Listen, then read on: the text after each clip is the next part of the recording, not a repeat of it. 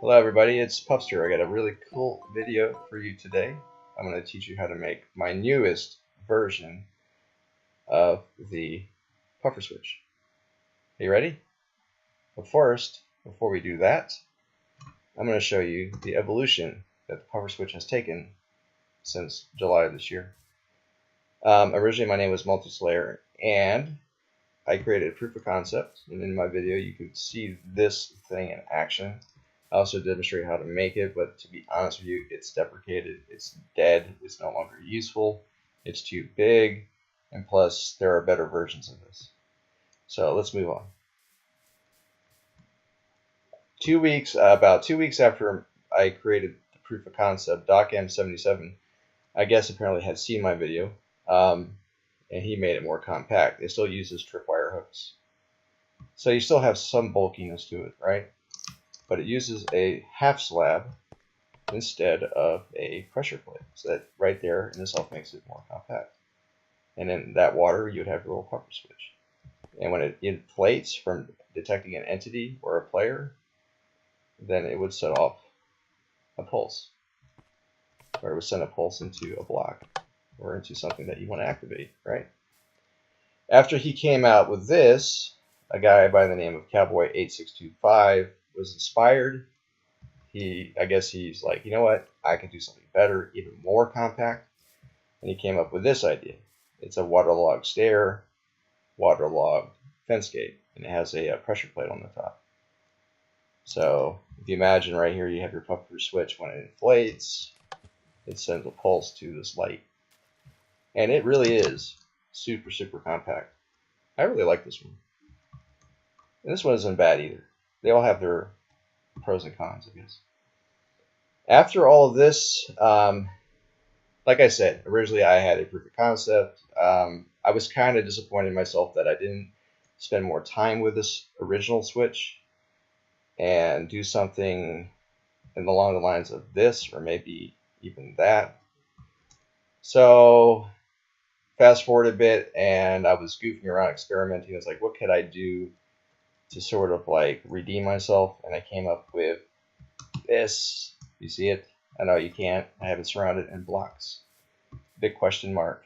So I call this Puffster's new double pulse puffer switch. This is really cool. This is really useful. They're all useful, but this one's super duper useful. Let me tell you why. What do these three switches, these variations, have in common? They are what? Can you guess? Right. They're single pulse. When the puffer activates, it sends a single pulse. And when it deflates, the switch does not detect it. It will not detect it only detects the inflation of the puffer switch, of the puffer, and not the deflation. So this is what my new switch does. I'm not going to show it to you just yet. I'm going to show you an actual live demonstration of the switch. I think that's more important, to be able to show it actually working on the server. And this is the Java version, right? So we're doing this in Java. So let me go over to Creatonics Survival. And yes, I don't know if I've mentioned this, but I do play on Creatonics. I've been on here since 2016. I got the idea for the puffer switch on the server. We officially went into Season 2 a few months ago. We reset the map for 1.13.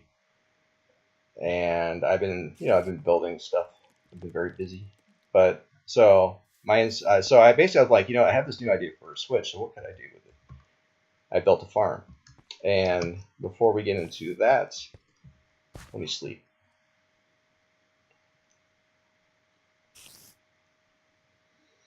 All right, so I built a farm, and I wanted to automatically harvest it. Unfortunately, when it comes to planting, that still is a manual process, right? And I have my AFK chest right here. Let's get my uniform on. Let's get some stuff that we're going to need. And let's see. Get some more blocks here. I'm just going to grab a bunch of stuff. I'm not really going to think about it too much. Anyways, let me get dressed. Let me show you what the new switch does. The mystery double pulse switch. I have it installed in here. It's in this building. If you're on the outside of the building, it will not detect you. It's just far enough away. The spacing is just enough so it won't detect you. Even though my full farm isn't fully ready for harvesting, I'm going to do it just as a demonstration. So go in to your little building, your double puffster switch, Mojigi. Go stand in here. It activates because it detects a player, and then it will harvest your stuff. Right now, I'm basically planting beets, carrots, wheat, and potatoes. Boom. Now, after it's harvested, you can just simply walk out, tidy everything up, and that's all you got to do. You walk in and you walk out. You don't have to do anything. Look at that. It sucks the water right back up into the dispensers. And down here I have a collection chest. Let me show that to you really quick. It's really simple. This has hoppers there to pick up the items, and it goes into the chest directly. It's not really that fancy. So let me show you what this is all about, how it works. Let's say you want to make a farm like this. Or let's say you want to do something where it requires two pulses, right? And the original puffer switch it's just not cutting it for you. So what you do, you kind of start out building Dock M77's version. So you put down a half slab, and then you can let's take some nice looking blocks here. Say using cobblestone, you can put down, or you have to put down 4 blocks like that. So now you're encasing the half slab. You're going to need a bucket, and you need to fill up with water first. And then you have to go on a hunt for an actual puffer switch. I mean, a puffer. I'm so used to saying puffer switch. I always call puffers puffer switches now. It's just like a habit. So, usually in this area, let's get out the kelp first. Usually around here, we can find one pretty easily, right? There's gotta be one in here somewhere. I mean, every time I'm like, I have a main island over here, and like, I have a sunken treasure room over here. Usually when I go from the main island through here, even with a boat, I get hit by these things. They're so annoying. So let's see if we can catch him. Here he is. Boom, got him. Okay, so you grab your puffer switch. Remember, it's a puffer fish, and it's important to remember that your bucket has to be full of water first, otherwise it won't work. So let's take him back to the new switch. Let's get him loaded in there. And we're almost there, I promise. Okay, so here we are.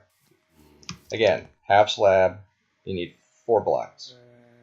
Put your puffer switch in here, just like that, and be careful, he does sting. You knocked me past the fence, so I can get over. Alright, so you take a observer block. This is the cool part. You take the observer block. You only need 1, and you place it so the signal goes away from the fish, like that. But it's facing the area that contains the fish. You take a single piece of string and attach it to the face of the observer block, just like this. Right? Got it? Make sense so far? I hope so. Remember, I'm doing this in survival, so this is not like creative trickery. I mean, this will actually work. To make things simple, I guess we could put a block here, and if you want to, you can put a repeater like that if you want. And then let's take a dispenser. Well, we can put another block right here if you want. Put the dispenser right there. Let's get some more water. And then put your bucket in. So let me demonstrate. Now in this version, I am actually walking on top of the puffer. There is a point where if you have too much space between the pufferfish and the player, it will not detect you. So what I do is I will put half slabs over this. So it gives you just enough. It gets you close enough to the puffer switch to be detected. I didn't mean to do that. But anyways, so you just cover this area with slabs, just like that, and you'll get to a point where you get far enough away, just like that, and then he doesn't detect you anymore, right? And you walk up, he detects you, and the dispenser activates. You walk away, just like this, and then the water goes back in. So awesome, right? Like you could totally use this switch for things that require 2 pulses. This is perfect for farming. Like I love it. I mean, this is I feel like my ultimate contribution to Minecraft. I think this is so cool. I just love it, and I'm really glad that I could share again an improvement on this. I mean, I didn't think I could actually improve the puffer switch, but apparently it has been done. I really hope you enjoy this video. I really hope you decide to use this new switch, or the older switch, or any version that's out there right now on your server, in your world, in your survival world. Anyways, like I said, I play on Creatonics. It's a site. It's a whitelisted site. We accept people over 16 years of age or older. We do have an application process that's extremely simple. It's just important that you read the rules and you understand them, and you can come and play with us. I mean, it's nothing wrong with that, right? Nothing wrong with that. So, have a nice day, guys. I will see you soon. This will be a series, so please subscribe. Please like the video. There will be more videos following after this one. I have a few more things to share, probably lots of things to share as I go along here. So thank you, and goodbye.